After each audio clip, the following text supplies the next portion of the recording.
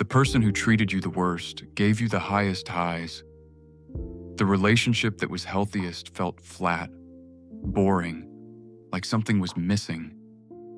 And you can't figure out why the chaos felt like passion, why the person who's consistent feels like there's no spark, why your body craves the one who hurt you and feels nothing for the one who's good to you.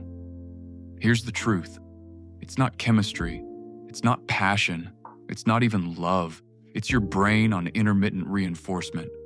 And it feels better than healthy because your nervous system is confusing addiction with connection. Today, we're breaking down why the worst relationships feel the best and why that feeling is lying to you. Welcome to Coupled Psychology, where we unpack the patterns keeping you stuck. Most people think that intense chemistry means strong compatibility, that if it doesn't feel electric, it's not real, that passion requires a little chaos. But here's what's actually happening. You're mistaking the neurochemistry of addiction for the feeling of love. Your brain is releasing dopamine in response to uncertainty, and dopamine feels like passion. So when someone is unpredictable, sometimes close, sometimes distant, sometimes warm, sometimes cold, your brain lights up. It's the same mechanism that makes slot machines addictive. It's the same reason you can't stop checking your phone. Today we're covering why toxic relationships feel more intense than healthy ones, what your brain is actually responding to, and why chemistry might just be your nervous system recognizing a familiar pattern of pain. So let's start with what you think is chemistry. You meet someone and it's electric. You can't stop thinking about them. When you're with them, you feel more alive than you've felt in years. The highs are incredibly high. It feels like fate, like this is what love is supposed to feel like. And when it's good, it's so good that you're willing to tolerate the bad because nothing else has ever felt this intense. You tell yourself, this is passion. This is what real connection feels like. Those other relationships that felt calm, those were boring. Those weren't real. And here's the kicker. You're not wrong that it's intense. You're not imagining the electricity. The feeling is real. But what you're feeling isn't connection. It's dopamine. Dopamine is the neurotransmitter your brain releases in response to reward and anticipation. It's what makes you feel excited, motivated, obsessed. It's the reason you keep scrolling on social media, the reason you can't put down a good thriller, the reason gambling is addictive. And it's the reason toxic relationships feel better than healthy ones. Because toxic relationships are unpredictable. And unpredictability is dopamine's favorite drug. Here's how it works. It's called intermittent reinforcement. In a healthy relationship, you get consistent affection, consistent communication, consistent care. Your brain releases oxytocin, the bonding hormone. It feels warm, stable, safe. But oxytocin doesn't spike. It builds slowly over time. It's steady. And steady doesn't feel electric. In a toxic relationship, you get inconsistent affection. Sometimes they're all in, sometimes they're distant. Sometimes they text back immediately, sometimes you wait 3 days. Sometimes they're affectionate, sometimes they're cold. And every time they come back after pulling away, your brain releases a massive hit of dopamine because you got the reward you were uncertain about. This is the same mechanism that makes slot machines the most addictive form of gambling. It's not the winning that's addictive, it's the uncertainty of when you'll win. Dr. Anna Lemke, author of Dopamine Nation, explains that our brains aren't wired for constant pleasure. We're wired to seek it. The seeking, the uncertainty, is what releases dopamine, not the having. So when someone is inconsistent, your brain is in constant seeking mode, and seeking feels like passion. And this is why healthy feels boring. When someone is consistent, predictable, and available, there's no uncertainty. There's nothing to seek. There's no dopamine spike. Your brain gets oxytocin instead, and oxytocin feels like nothing, at least not compared to dopamine.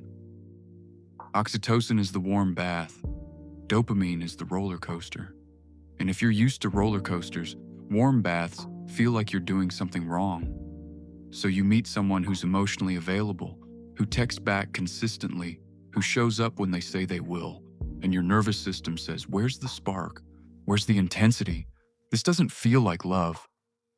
But it's not that they're wrong for you. It's that your brain has been trained to associate love with the dopamine hit of uncertainty. And steady, reliable, consistent care doesn't trigger that hit, so it feels flat, boring, like something's missing. You're not bored because they're boring. You're bored because your nervous system is in withdrawal from the dopamine you were getting from chaos. And here's where it connects to childhood. If you grew up with a parent who was inconsistent, sometimes loving, sometimes cold, sometimes present, sometimes emotionally gone, your nervous system learned that love comes with uncertainty. You learned that you have to work for affection, that connection requires you to stay alert, to manage someone else's moods, to earn warmth. So when you meet someone who's inconsistent as an adult, your nervous system says, "I know this. This is what love feels like." And when you meet someone who's consistent, your nervous system says, "This is unfamiliar. This doesn't match my template." Dr. Gabor Mate talks about how we don't choose what feels good. We choose what feels familiar. And if chaos felt like love growing up, calm feels wrong. You're not addicted to people who hurt you because you're broken. You're addicted because your brain learned that love requires you to chase it. And chasing releases dopamine. So the worst relationships feel the best, because they're giving you the neurochemical experience your body learned to associate with love. And it really is an addiction. Here's the cycle. They're close, you feel the high, they pull away, you feel the crash, the withdrawal starts, you're anxious, you're obsessing, you're checking your phone, you're replaying conversations, and then they come back, and the dopamine hits harder than it did before because the withdrawal made the reward more intense. Dr. Helen Fisher's research on romantic love shows that the brain in early-stage love looks almost identical to the brain on cocaine. Same regions lighting up, same neurochemicals flooding the system. But here's the difference. In healthy love, that intensity fades into attachment, into oxytocin, into stable bonding. In toxic love, the intensity never stabilizes because the inconsistency keeps you in the dopamine-seeking phase forever. You never get to attachment. You're stuck in addiction. And every time they pull away and come back, your brain learns, this is what I need to feel alive. So you're not weak for going back. You're not stupid for missing someone who hurt you. Your brain is doing exactly what it's been trained to do. Seek the hit. So how do you break the pattern? First, recognize that what you're calling chemistry might be your nervous system recognizing a familiar pattern of pain. If it feels electric immediately, ask yourself, is this connection, or is this my body recognizing something it learned to crave? Second, expect the boredom phase. When you're with someone consistent, your nervous system will scream that something's wrong. That's not a sign they're wrong for you. That's withdrawal. Sit with it. Let your brain recalibrate.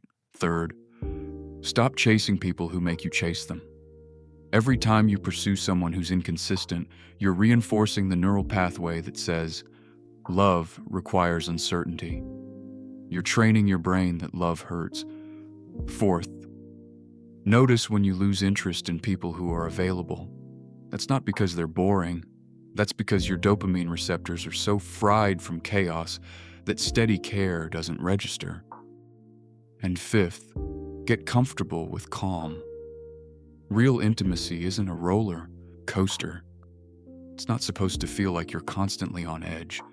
The intensity you're craving is stress, not passion. So that's why the worst relationships feel the best. They're not giving you love. They're giving you intermittent reinforcement. They're triggering the dopamine-seeking mechanism your brain learned from unpredictability. And dopamine feels like passion. But it's not. It's addiction. You're not broken for craving it. You're just wired for it. And wiring can change. If this hit, drop a comment. Which part made the most sense? Subscribe to Coupled Psychology for the psychology behind why you keep ending up here.